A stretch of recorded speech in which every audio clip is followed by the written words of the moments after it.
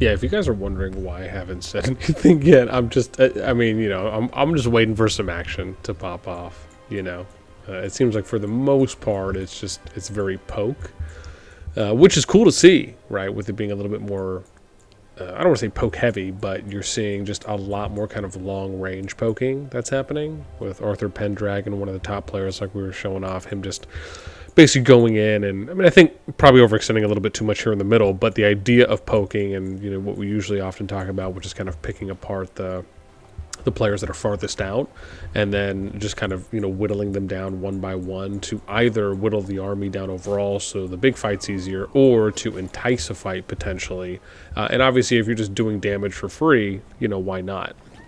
So yeah, again, not too bad. And even like in this case, right, I mean, you have these players, I mean, this is kind of what you want, right? So like you want to 2-3v1 this, even if you're taking a little counterattack damage, you still want to be inflicting more overall damage, right, on your opponent, because you'll take less damage. And this is actually a textbook great way to approach this, right? As you attack the AFK players, the ones that are farthest out, and you just whittle the armies down, right, one by one. I mean, that's basically kind of the ideal high-level play that you want to be able to get out of it. It just doesn't seem as though they're taking the bait, and you know, there's some trash talking that's happening in world chat too as well. Right, there was some flanking with some cav units over here before, and I like that there was that flying. I don't know if it was Tepe or I think it might have been Tepe who removed that turret that was there. And again, similar thing, right? Just, you know, kind of picking off what you can. I mean, I'd be shocked if they didn't fly someone over here and tried to remove this turret, right? That's building. But yeah, if it really pops off, then I'll come on and, you know, do my typical commentary. That's usually what I wait for, is just, right, because then there's just more excitement and, you know, you feel like you're more into it. But I thought, hey, let me try this out and just see if you guys enjoy this, where it's, you know, hey, we'll record and, you know, see how things go.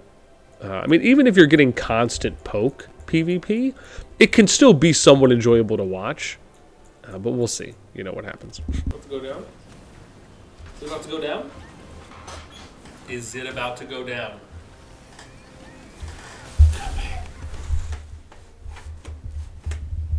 Oh my gosh, here we go, fam. It is about to go down. SLS is finally making, or we should say one side is finally making the move with SLS going forward here. I wonder if I still need to push. No, maybe we'll move it her. You guys not usually like it around here. There we go.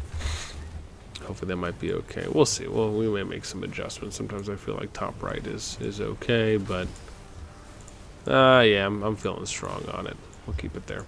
But SLS is coming in, finally bringing their force over here, over to BNR, advancing on their territory. BNR is responding right now. Again, good activity. SLS seems like they have, I should say SLS and SLN, right? I got to be specific here because there's two alliances. Do feel like they have a little bit more activity right now than BNR do. But regardless, they are going in and on the offensive here, attacking. We got some terrifying infernos that are going down there. You see the negative purple, which is indicating the artifact damage that's being dealt. Right, negative red is just indicating basic DPS. And any white numbers that you see, in most cases, are typically counterattack damage, and then I believe depending on the skills that are being done, but I want to say skills can also show up in red if it's the gosh, I wish I just saw them, but it was kind of almost like a comet that you ended up seeing. There was one right there, burst strike going down right there, another burst strike going out there for Liam. Look at that negative multiple purple that's being inflicted there. SLS and SLN hurting a decent amount. I actually would have expected a little more spread here. BNR, though, similar. You can see kind of a condensed group right here. It's almost like one big group, and then you have two big groups that are here. Then you have another group over here. I don't know what's happening. Are they trying to flank? Is there anything even happening over here? Oh, see, that kind of feels like a little bit of a missed opportunity. Maybe. Still putting a lot of DPS pressure, though, right here on this side. And this is often right? When what we talk about, right, trying to not clump up, because the biggest factor here is that you just don't want to take a lot of unnecessary DPS or AoE DPS specifically. And so being able to kind of spread your line, right? I usually give the example of like Lord of the Rings, right, in the third one, Return of the King, where you have the cavalries constantly reforming their ranks at multiple times along with the enemy. And the idea there is that, again, you're trying to spread your line. I think it's very applicable here, right, for a lot of the PvP that we typically watch. However, we do have some big names. I think we saw Arthur Pendragon, who was one of the top players here. There was a few other people as well. I think that individual, let's see. Yes, so the number one player right there that we actually just saw, he's out fighting, or I should say they're out fighting. Then we have Nito Mata, King K Potato, and Anubis. So we'll have to see if maybe we find those names. There's Nito Tama. And let's see if Potato or Anubis is out there, but that seems to be, again, a few top players already there as well. And Nito running that front line, Maddle and Garwood. Oh, look at that. We also have the Skogul Goresh combo that we saw Potato running. Ooh, was that the guy King K Potato? Because my short-term memory loss is really big. Yeah, so look at that. Number 2 and number 3 were out there going up against number 1. Don't know. I feel like I might have seen Anubis somewhere, and someone will probably have to point that out to me because, again, there's just so many names here on the field. It might be hard to just generally keep up. This is actually okay. I'm not mad at this from BNR, where they are spreading. You can kind of see how it's a little bit more of an arc formation. This is actually okay. I'd like for the spread to be a little bit more, but that's all right. SLS and SLN, this could be better on the spread there. Tears of Arbin getting thrown down, getting some nice heal procs there, right? Those are the 4 interval heals at 2 seconds apiece or apart. Again, for those that are curious, right, Tears of Arbin, I know I say this, and it's funny because Tears of Arbin is like the one artifact I'm, in fact, very familiar with. I wish I need to spend more time reading artifacts so I could just add some lovely additional filling of context onto the PvP. Again, hopefully, when I get some time, that is going to be a big, well, hopefully, focal point. Because, again, I'd love being able just to give better descriptors as we're talking, so you guys have a better understanding of, you know, why an artifact is being used, maybe why it's being used on a particular unit. You know, I think all those things are really important. So SLS bringing out the first behemoth here for the Frost Giant. Telling you right now, odds are coming out like crazy. Let's see what I'm curious how BNR is going to react here. Are they going to back up and then continue to focus the behemoth? Will they ignore the behemoth, keep attacking the players, and wait for the cooldown to drop? Will they back up out of range and wait for the behemoth cooldown to drop and then re-engage on the PvP?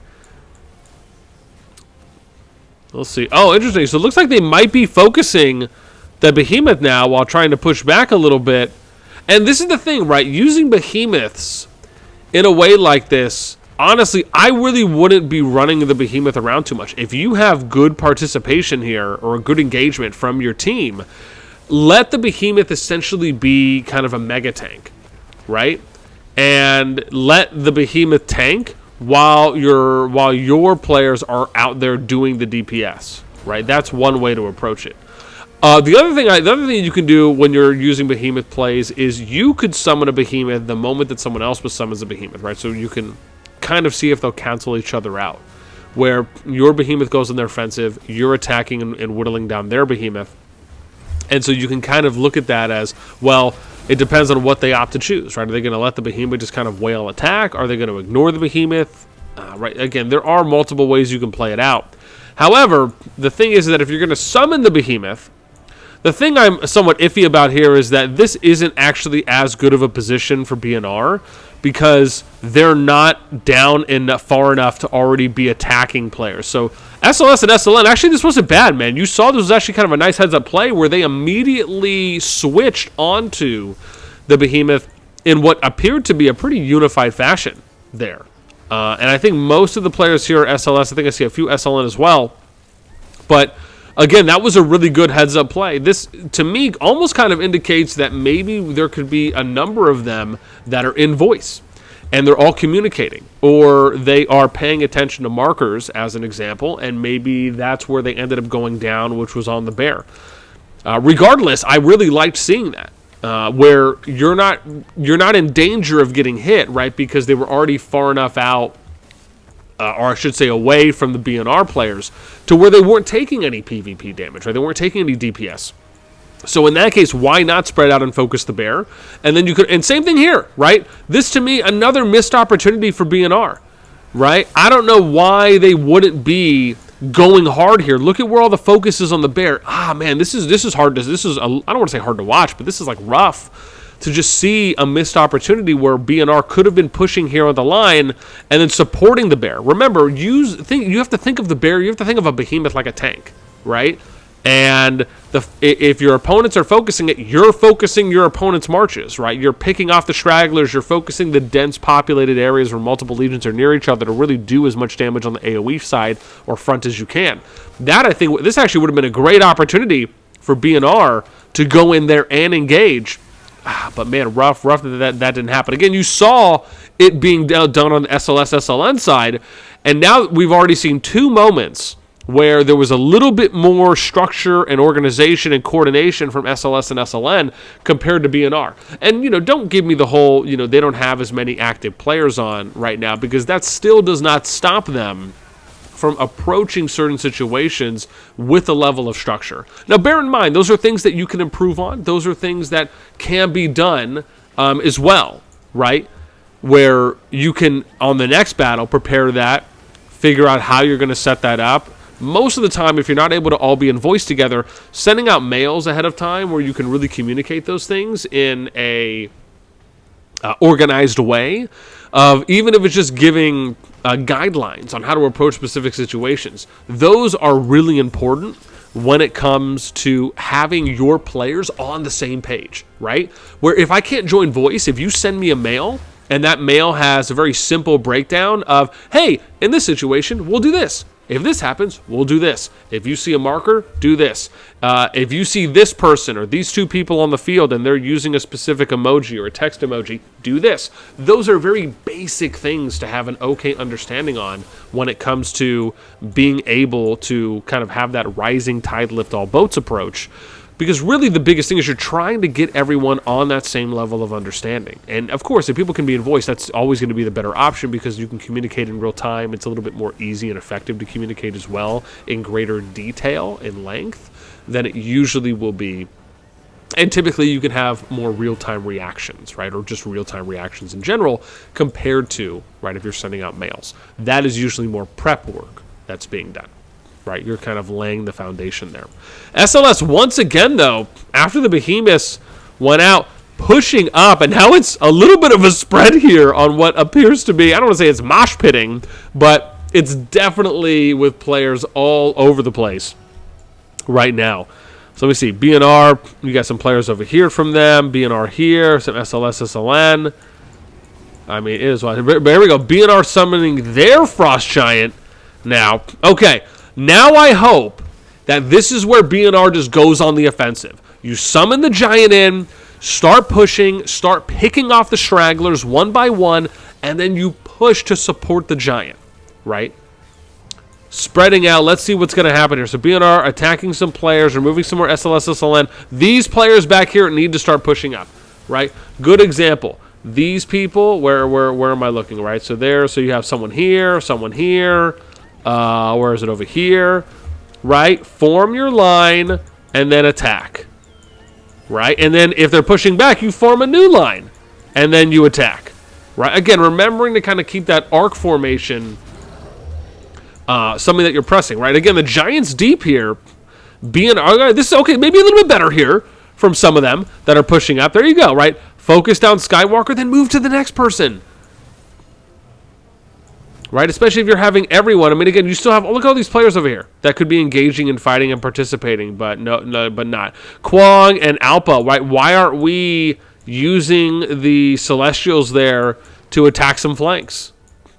Right, that could be a thing. Going down here, why are we not using them to attack this thing? Right, the fire turrets. Why am I saying this thing? I know what this is. Right?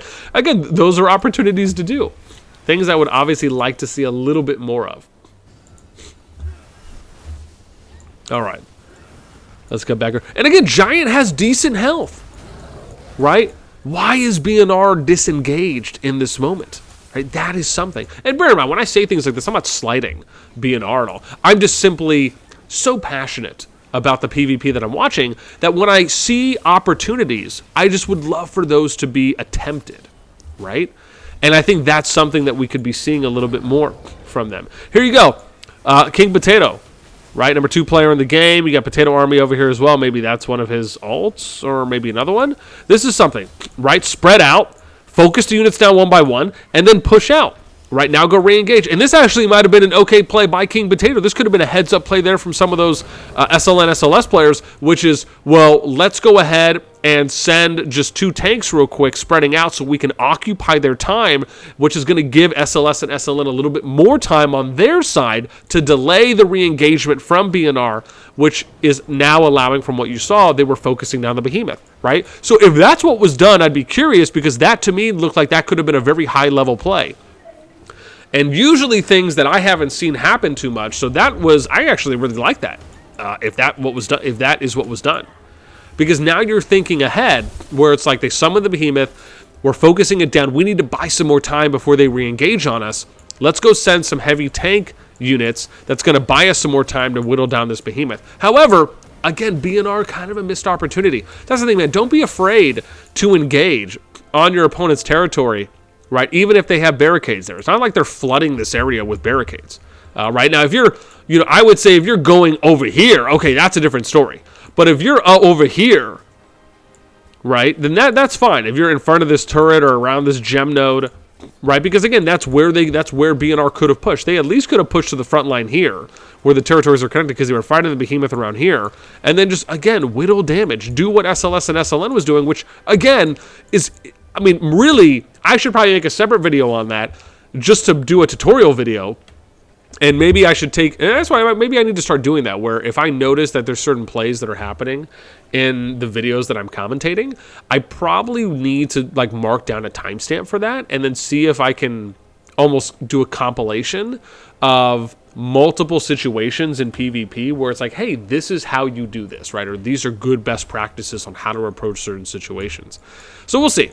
I mean, maybe I'll make a cutout and do like a 1 or 2 minute video of just showing what's happening and then giving an explanation on, look, when you're out there in PvPing, right, these are good best practices to approach when these situations arise, whether it's one way to do it or an ideal way to do it.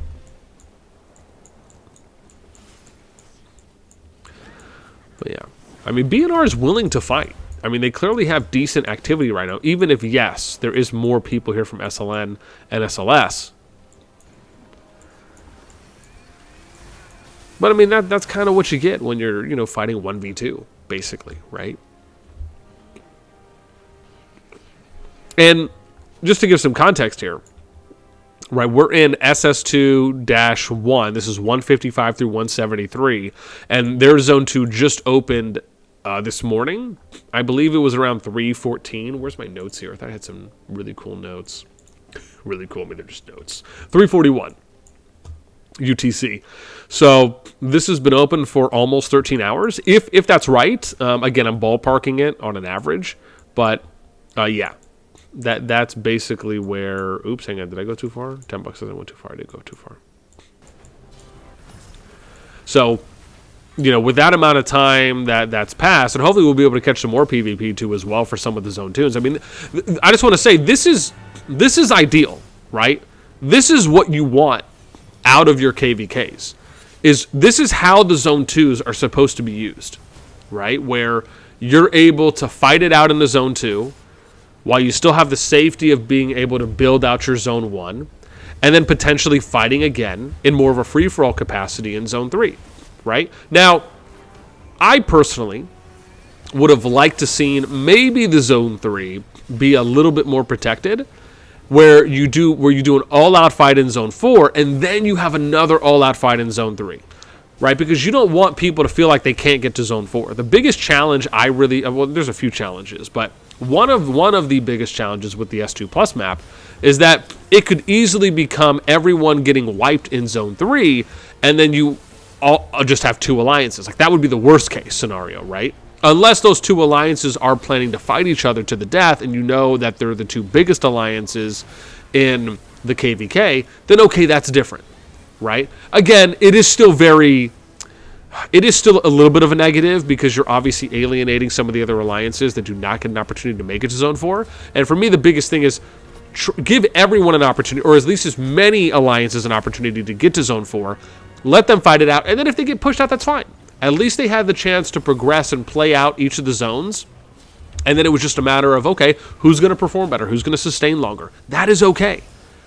But giving people that hope and that opportunity to do so, to me, is the most important thing. That's how you keep engagement. And so again, I hope it doesn't happen, but part of me feels like that could be a very big hurdle on the S2 Plus map, is that people getting railroaded and basically stopped at Zone 3. Where that's where some of the determining wars for some of the groups will happen.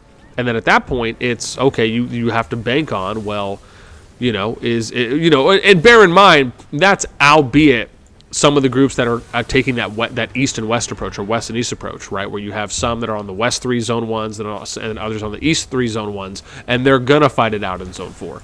But I'm just saying that may not always happen. You may have situations arise where you will get blockaded in Zone 3, and then it really comes down to, well, will those 2 alliances, and this is the worst case scenario, as I'm saying, right? Will those 2 alliances fight, or are those 2 alliances allied? And if they're allied, then it's even worse, right? Because then it's, at that point, you're not going to get any PvP, right? Unless they're organizing or setting up friendly duels. So, I mean, BNR holding their ground though. I mean, this isn't bad. Ooh, wow, that was a heavy dose of some damage right there. I mean, they have to be close. They got 21 minutes on this tower right now. They're pushing on the west side. Again, BNR is going to have to fight multiple fronts here. There's Nito pushing again there for SLS. The number 2 player here on the Kingdom. I don't see the number 1 player. Oh, never mind. There he is. Yeah, where's his city?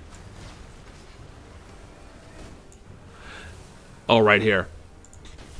Wild why they built so far back. Yeah, I mean, again, I guess what I would have rather seen them do is just like place turrets and barricades like just in between. Because you have to think about, the farther you are back with your city, the longer it's going to take for your troops to be replenished, And then, a greater debate that can come in, which is, and I kind of almost feel bad for even asking this, but, right, personally, I like the on-field structures.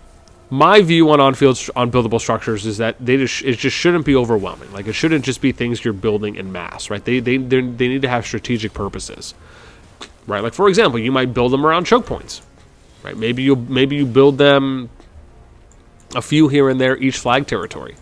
Because to me, the biggest thing is that you just don't want the PvP to be impacted, right? If the on-field buildable structures start to impact the open field PvP, that's where you need to really look at reassessing.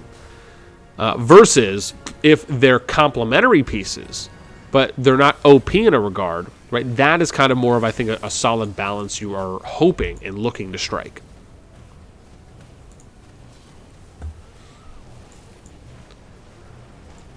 There goes Potato, the Potato Army going in again. And actually, this is somewhat of a missed opportunity here for SLS and SLN. You're sending your tanks in, but you're not supporting them.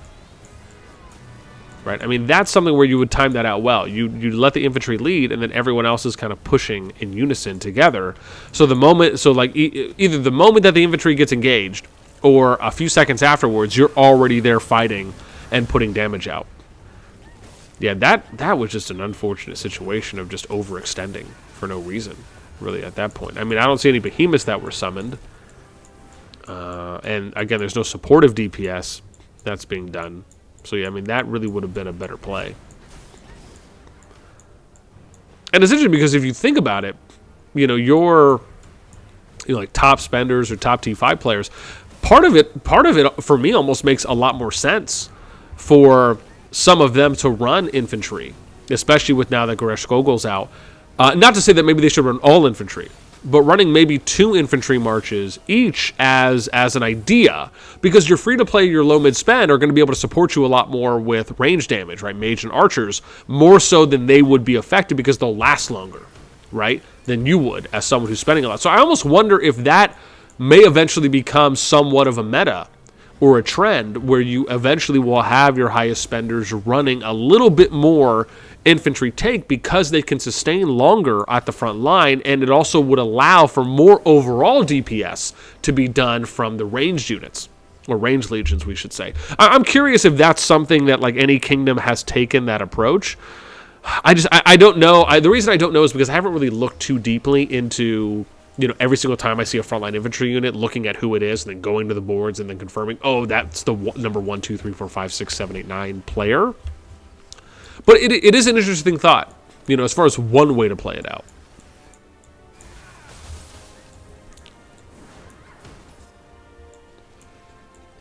Yeah, I mean, they're still going at it, man. I'm not, like I said, I'm not mad at it. I'm not mad at it. I love, you know me, man. I love watching some PvP.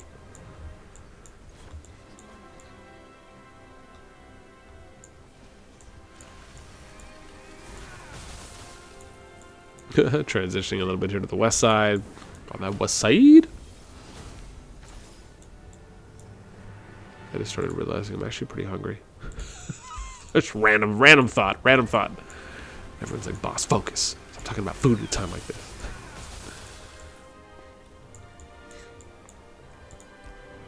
"17.5 minutes left." And again, once this finishes, I'm going to imagine that they may try and go for this flag and push that, or just re-engage those units that are building to go out there and fight.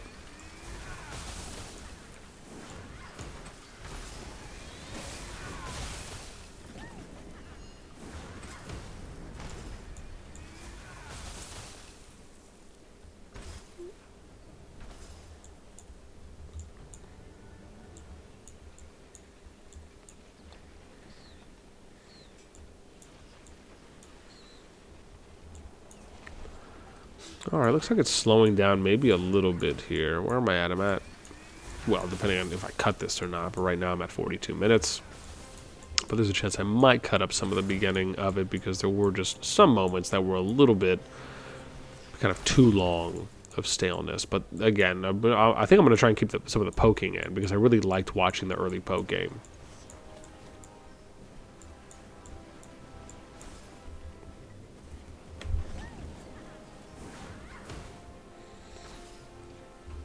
I thought that was Pendragon coming out. It was someone else, just hanging out there in the city.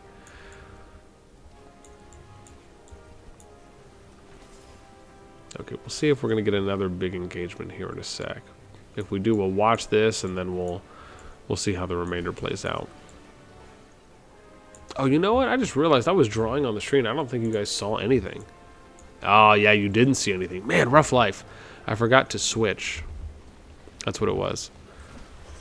Yeah, I have to switch over to my full screen for that one. So, yeah, to give an example, I would have had to do this. And then, does this work if I full screen?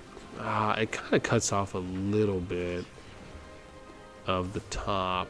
But to kind of show you what I was doing is, right, I was basically just saying, you know, like they needed to arc like this, and then basically attack right together, and you know, kind of picking off some of the outliers, right, the ones that are kind of the farthest up, is what we were saying, is what we were kind of saying before, right? I just unfortunately didn't have a chance to show you guys that off because I forgot to switch my view.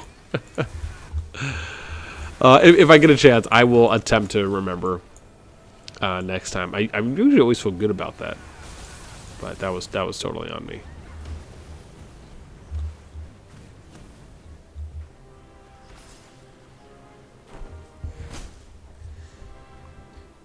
I'm not realizing that it's not even showing the bottom of my... I mean, it's not bad, but it's just, it's... Oh yeah, I am missing a little bit here. Interesting. Let's...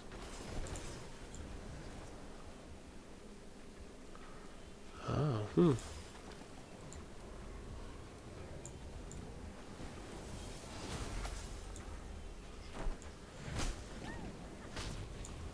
Oh, there we go. Oh, but it wasn't fitting.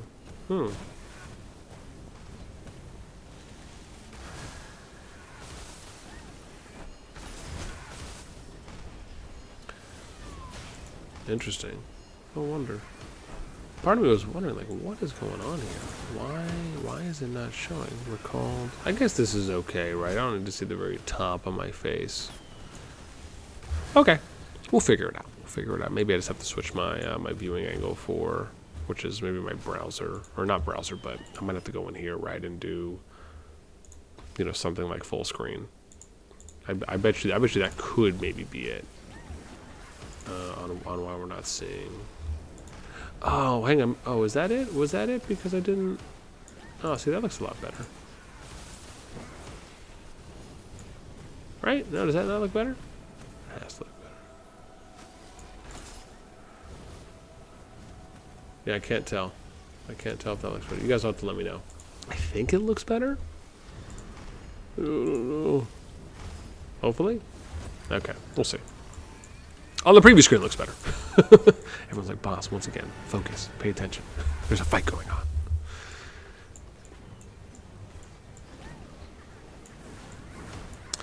All right, well, we are, let me see here, we're at about 46 minutes right now. So, again, after me cutting this up, maybe it might be around 25 or 30, we'll see. Obviously, I would love to keep watching because they're still going. And if... maybe I'll do a second recording. We'll see. Maybe after this flag gets built. But this has been pretty awesome, man. I really enjoy watching the PvP here. I appreciate getting the heads up from... who did I get the heads up from? Hang on. Okay, I think it might have been Kongmus. So shout out to Kongmus there, who gave me a heads up if that was the case.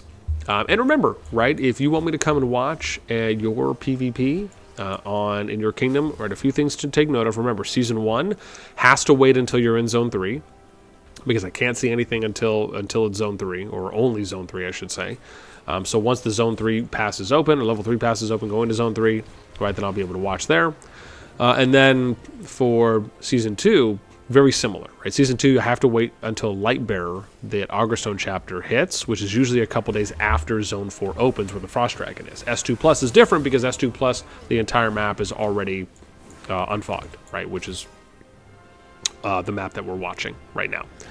So yeah, this has been awesome. Again, man, let me know what you guys think in the comments down below. I thought this was some really good. I thought this was some good PvP.